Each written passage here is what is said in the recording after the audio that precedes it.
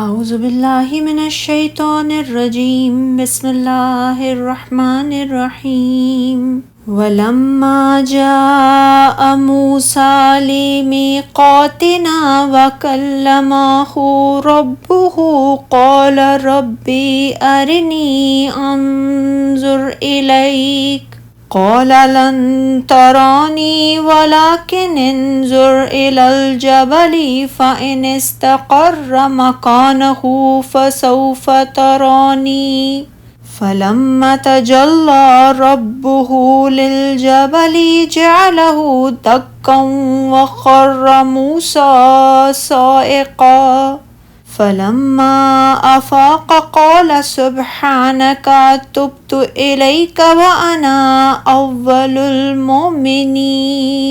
اور جب موسیٰ ہماری مقررہ مدت کے لیے آئے اور اس سے اس کے رب نے کلام کیا تو موسیٰ نے کہا، اے میرے رب مجھے اپنی جھلک دکھلا کہ میں تجھے دیکھ سکوں۔ اللہ نے فرمایا، تم مجھے ہرگز نہیں دیکھ سکو گے، لیکن اس پہاڑ کی طرف دیکھ، پھر اگر وہ اپنی جگہ ٹھہرا رہا تو تم مجھے بھی ضرور دیکھ سکو گے۔ پھر جب اس کے رب نے پہاڑ پر اپنا جلوہ ڈالا تو اسے ریزہ ریزہ کر دیا اور موسیٰ بے ہوش ہو کر گر پڑے۔ پھر جب وہ ہوش میں آئے تو انہوں نے عرض کی، اے اللہ تو پاک ہے، میں تیرے حضور توبہ کرتا ہوں اور میں سب سے پہلا مومن ہوں۔ اللہ تعالیٰ نے بیان فرمایا ہے کہ جب موسیٰ علیہ السلام اللہ تعالیٰ کے مقرر کیے ہوئے وقت پر پہنچے اور انہیں اللہ تعالیٰ سے ہم کلامی کا شرف حاصل ہوا تو انہوں نے اللہ تعالیٰ سے دیدار کا سوال کرتے ہوئے کہا، اے پروردگار مجھے اپنا دیدار کرا دیجئے، آپ کو ایک نظر دیکھ لوں۔ پروردگار نے کہا، تم مجھے ہرگز نہ دیکھ سکو گے۔ حرف لن یہاں دنیا میں رویت باری تعالیٰ کی نفی کے لیے استعمال ہوا ہے، ورنہ بہت سے متواتر احادیث سے یہ ثابت ہے کہ رسول اللہ صلی اللہ علیہ وسلم نے فرمایا کہ مومن آخرت میں دیدار الہی کی سعادت سے فیضیاب ہوں گے۔ ہم ان احادیث مبارکہ کو ارشاد باری تعالیٰ فرمایا، اس روز بہت سے چہرے تر و تازہ ہوں گے اور اپنے پروردگار کے محو دیدار ہوں گے۔ سابقہ کتابوں میں لکھا ہوا ہے کہ اللہ تعالیٰ نے فرمایا، اے موسیٰ مجھے جب بھی کوئی زندہ دیکھے تو وہ مر جائے اور کوئی خشک اور بے جان چیز دیکھے تو وہ لڑک جائے۔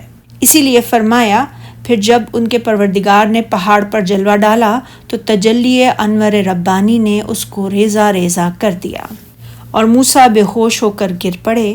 امام احمد رحمۃ اللہ علیہ اپنی مسند میں حضرت انس بن مالک رضی اللہ تعالیٰ عنہ سے مروی حدیث کا ذکر کیا۔ رسول اللہ صلی اللہ علیہ وآلہ وسلم سے اس آیت کریمہ کی تفسیر یوں منقول ہے، اللہ تعالیٰ نے اپنی انگلی خنصر کا ایک کنارہ یا اس کے بقدر ہی ظاہر فرمایا تھا۔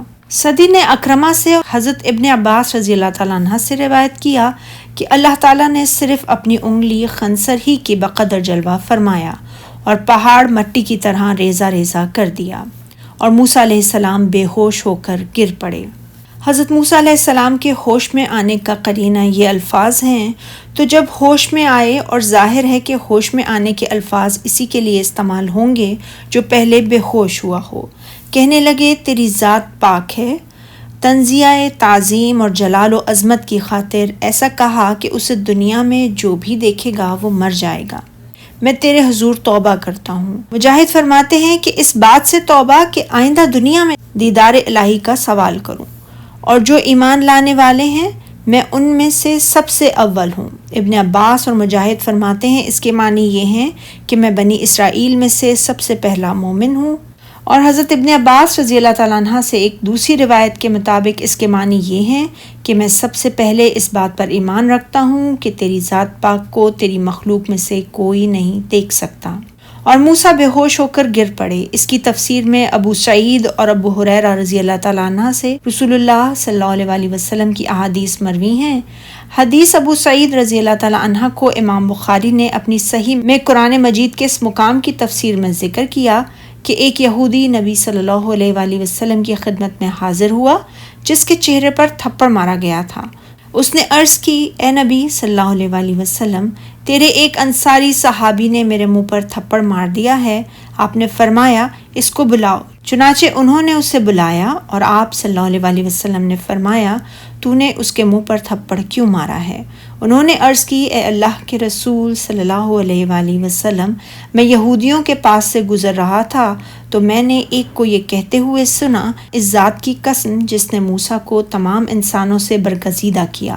میں نے کہا، کیا محمد صلی اللہ علیہ وآلہ وسلم پر بھی اللہ تعالیٰ نے موسیٰ علیہ السلام کو بزرگی دی ہے؟